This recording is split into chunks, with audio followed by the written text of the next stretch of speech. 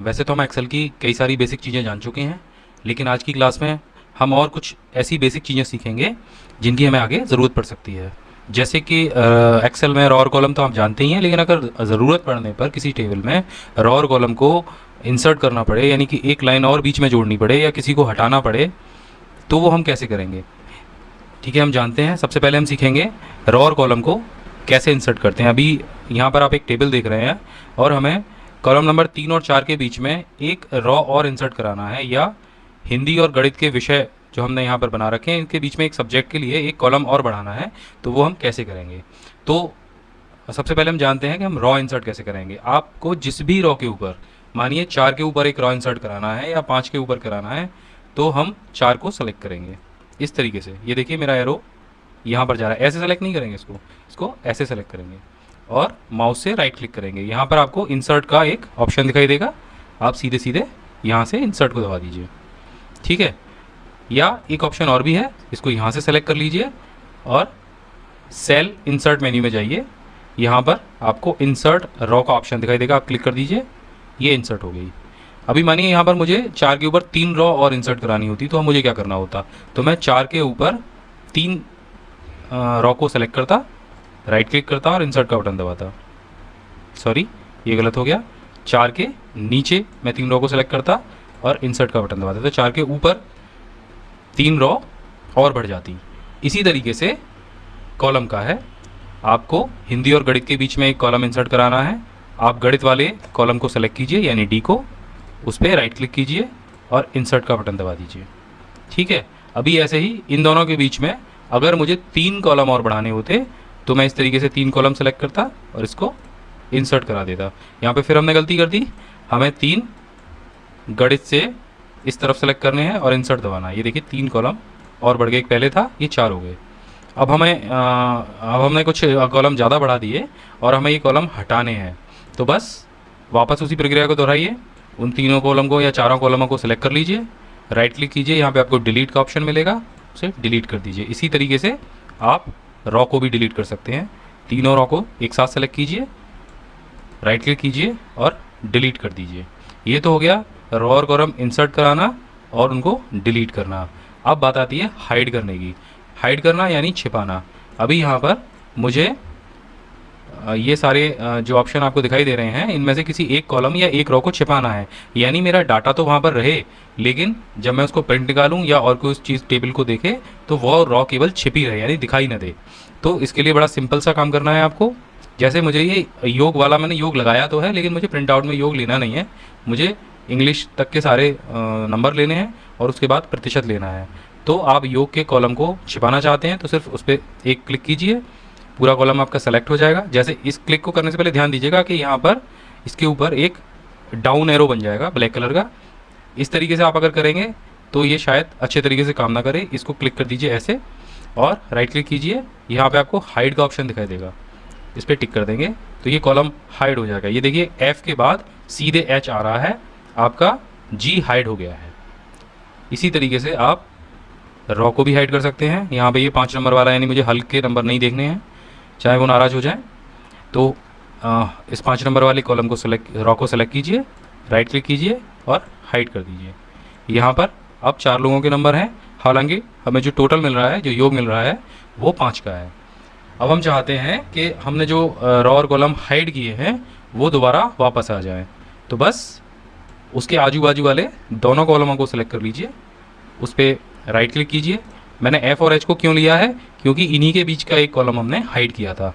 तो एफ़ और एच दोनों कॉलम को ऐसे सेलेक्ट कर लेंगे, उस पर राइट क्लिक करेंगे और यहाँ पे अनहाइड का ऑप्शन आ जाएगा, तो ये कॉलम अनहाइड हो गया।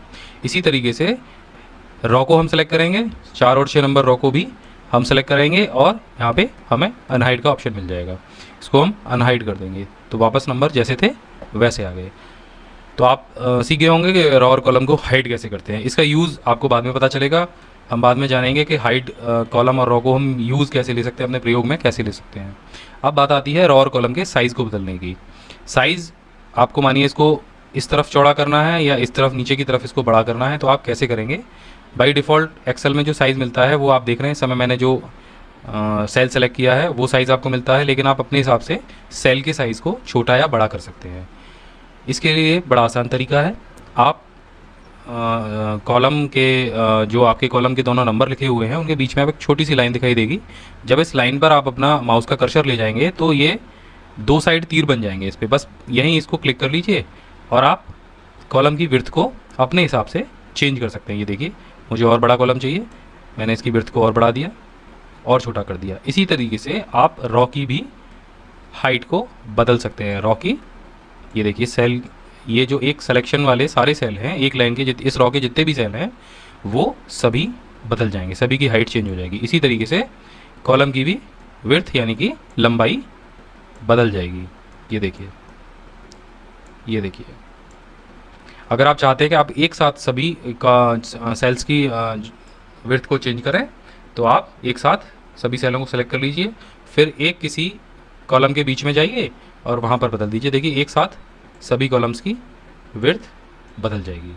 इसी तरीके से आप रॉ की हाइट को बदलना चाहते हैं तो आप सभी रॉ को सेलेक्ट कर लीजिए और उसको किसी भी एक रॉ के बीच में जाके उसको पकड़ के खींचिए तो सभी रॉ की हाइट बदलने लग जाएगी। अब यहाँ पर एक चीज़ और भी है कि अगर आप चाहते हैं कि ये ऑटोमेटिकली फिक्स हो जाए, यानी कि आपने जो भी कंटेंट कॉलम्स में लिख रखा है ये उस कंटेंट के हिसाब से ऑटोमेटिक फिक्स हो जाए, तो आप सिर्फ इसको सेलेक्ट कर लीजिए।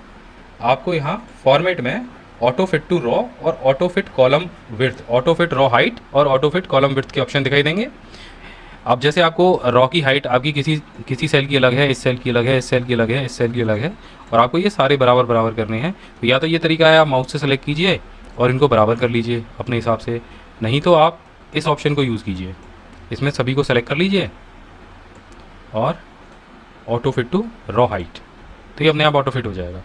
इसी तरीके से इसमें मैंने किसी सेल की अलग हाइट कर दी, किसी सेल की अलग कर दिया। अब इसको मुझे एक बराबर करना है और ऑटो फिट करना है, बस सेलेक्ट कर लीजिए, जाइए ऑटो फिट कॉलम विड्थ, इसको क्लिक कर दीजिए।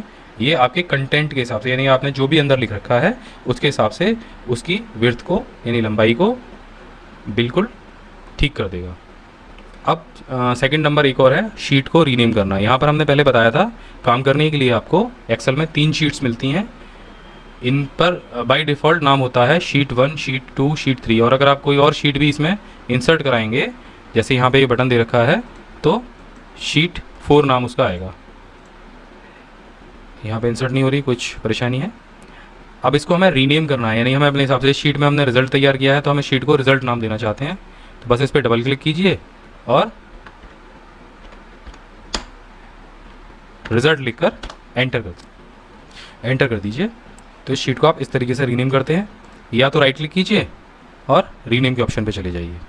इस तरीके से आप इसमें शीट को रीनेम कर सकते हैं।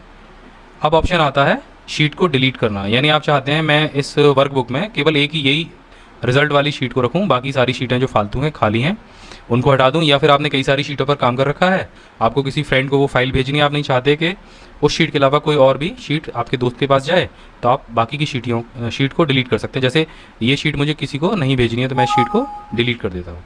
ये देखिए, राइट क्लिक कीजिए और डिलीट कर दीजिए। अब एक और ऑप्शन है शीट को हाइड करना, जैसे हमने सेल हाइड किया था उसी तरीके से शीट हाइड होती है।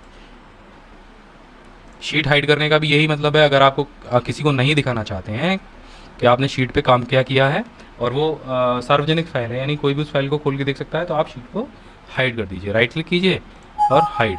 लेकिन यहाँ पर ये हमसे कह रहा है कि केवल यहाँ पर एक ही शीट है जो कि देखने योग्य है, तो आप उसे हाइड नहीं कर सकते हैं, ठीक है।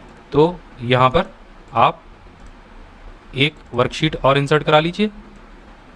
अब देखिए रिजल्ट वाली शीट हाइड हो जाएगी, हाइड। अब आपको यहाँ पे सिर्फ एक ही शीट दिखाई दे रही है और कोई शीट नहीं है। अब हमें वो शीट दोबारा चाहिए, हमें अगर देखनी है जो हमने शीट हाइड की है वो कौन सी शीट है, उसे वापस कैसे लाया जाएगा। बस किसी भी शीट पर राइट क्लिक कीजिए, यहाँ आपको अनहाइड का ऑप्शन मिलेगा, इस पर क्लिक कर दीजिए। जब आप अनहाइड का बटन दबाएंगे तो आपको जितनी भी शीटें आपने हाइड कर रखी होंगी उन सब की एक लिस्ट मिल जाएगी, उनके नाम मिल जाएंगे। तो हमने यहाँ पे कौन सी शीट हाइड की थी, रिजल्ट वाली, तो उसको केवल एक ही शीट है यहाँ पे, उसे सेलेक्ट कर लीजिए और ओके कीजिए। ये देखिए वो शीट वापस आ गई। इसके बाद एक ऑप्शन और है टैब कलर। टैब कलर से मतलब यही है शीट के अलग अलग कलर होना। मैं चाहता हूँ मेरे रिजल्ट वाली जितनी मैंने मानी है 10 रिजल्ट तैयार किए हैं, class first, class second, class third, class fourth, और उनके अलग अलग मुझे पढ़ने की ज़रूरत ना हो, मैं केवल कलर देख के पहचान लूँ कि वो जिस जो शीट है वो उस पर किस क्लास का रिजल्ट मैंने बनाया था। तो मैंने ये जो रिजल्ट है मैं चाहता हूँ इसका शीट रेड कलर से दिखाई दे। अभी तो ये कुछ स्काई ब्लू है, तो यहाँ पे टैब कलर का ऑप्शन आएगा, इस पर राइट क्लिक कीजिए और मैं चाहता हूँ ये रेड कलर से दिखाई दे, यहाँ पे रेड कलर दे दीजिए।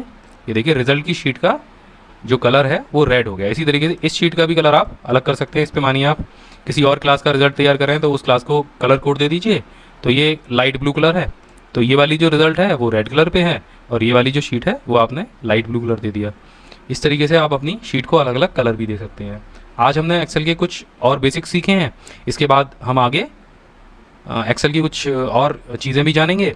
तो आप जुड़े रहिए हमारी स्मार्ट क्लास से। अगर आपको ये पसंद आया है तो आप इसे सब्सक्राइब कीजिए, दोस्तों के साथ शेयर कीजिए और कमेंट कीजिए। धन्यवाद।